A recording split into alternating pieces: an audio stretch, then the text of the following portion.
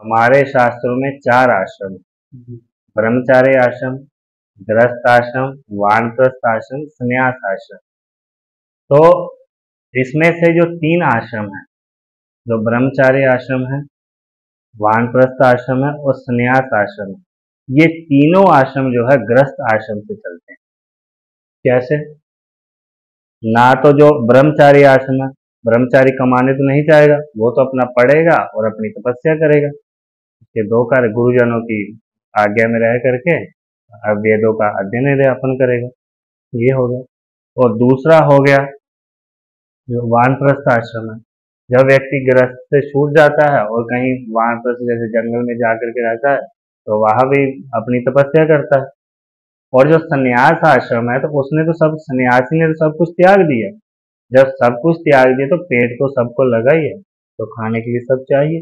तो उसका भी निर्वाह जो है, जैसे ब्रह्मचार्य आश्रम का निर्वाह भी जो है गृहस्थी करता है, वानप्रस्थ का जो वो आश्रम है उसका निर्वाह भी जो है गृहस्थी करता है, और संन्यास आश्रम का निर्वाह भी जो है वो भी गृहस्थी ही करता है। तो गृहस्थ आश्रम जो है सबसे पुष्ट आश्रम माना गया है। क्यों? क्योंकि इससे तीनों आश्रम चल रहे हैं। तो इसीलिए जरूरी नहीं हम विरक्त होकर के ही भजन कर सकते हैं, हम गृहस्थ आश्रम में भी रह करके भजन कर सकते हैं। तो सबसे बड़ा आश्रम जो बताया गया है गृहस्थ आश्रम ही बताया गया है, जिसमें सब प्रकार की सेवा हो सकती है। देखो, हम सन्यासी हो जाएंगे तो अकेला भजन साधन नियम करेंगे और तो कोई कार्य हमारे लिए नहीं रह जाएगा।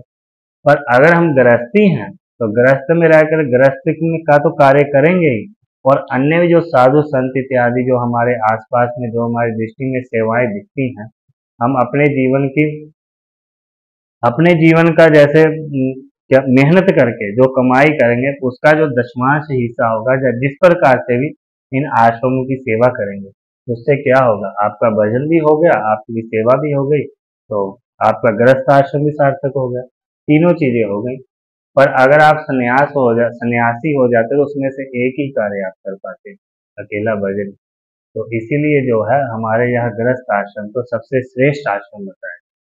हमारे यहाँ भक्तमाल का ग्रंथ है, तो आप लोग भक्तमाल के ग्रंथ का अध्ययन तो आप लोगों ने सबने किया ही होगा। आप भक्तमाल को देखिए, उसमें से सबसे ज्यादा जो भक्त है वो गृहस्थी है। तो गृहस्थ में जो है भगवान जल्दी भक्ति करने से जल्दी द्रवित होकर के हमारे ऊपर कृपा करके जल्दी प्रकट हो जाते हैं। क्यों?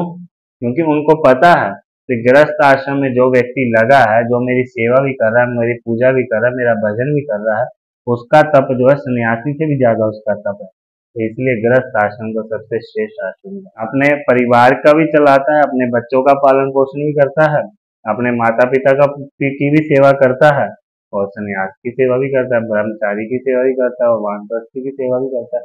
और घर पे जो कोई क्या मेहमान आदि जो आ जाते हैं, उनकी भी सेवा करनी है। गृहस्थ आश्रम तो रहता ही है।